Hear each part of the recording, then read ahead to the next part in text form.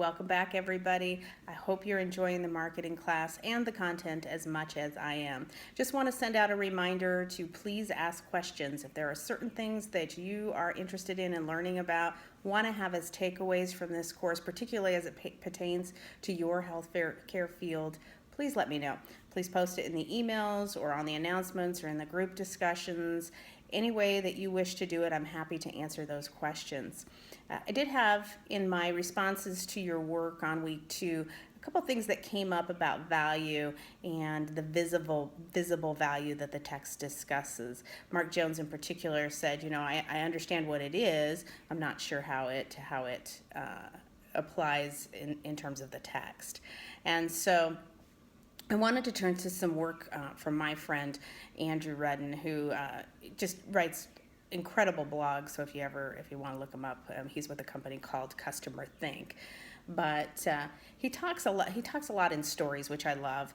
But one of the things he talks about is, particularly in visible value, it's not just that you're selling beans, it's that you're selling a cup of coffee with a lifestyle. Do you see how those words sort of bring that product to life?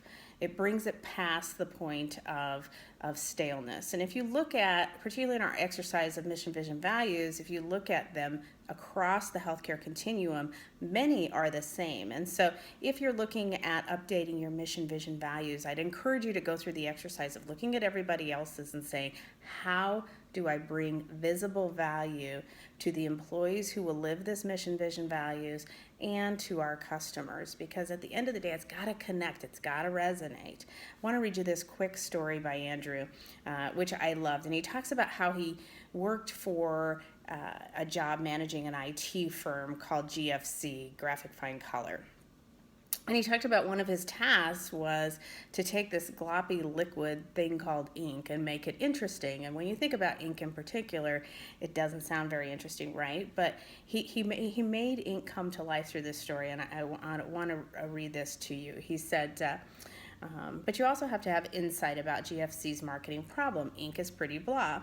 What could be more banal than a gloppy liquid that few people see before printing presses, spread it onto business forms, brochures, product labels, etc.? I've tried explaining the product to my friends. I broached the subject with strangers. Same result. Nobody cares much about ink or how it's made, but if you're willing to endure my passionate soliloquy on the topic, you will know that at the end, there's nothing ordinary about this ubiquitous substance or its manufacturer. GFC had a wonderfully interesting story to tell its customers. So in 1982, it created a low-budget marketing piece that I kept on my desk, an 8-page booklet titled, "What's in the Can?" End to end, the booklet contained about 100 words and about 500 black and white photos, and takes less time to read than Goodnight Moon. But given its brevity, What's in the Can releases a flood of pent-up value for a basic thing, ink. Each picture shows employees performing different jobs, weighing, mixing, milling, labeling, shipping, quality assurance, product development, accounting, and on-site customer support, even sales. And that's what's important, right? That customer behavior piece. But he goes on to say, what's in the can doesn't include chemical formulas. You won't find any explanatory captions, hype, self-assigned praise, or customer testimonials. None are needed. Pride oozes from every page.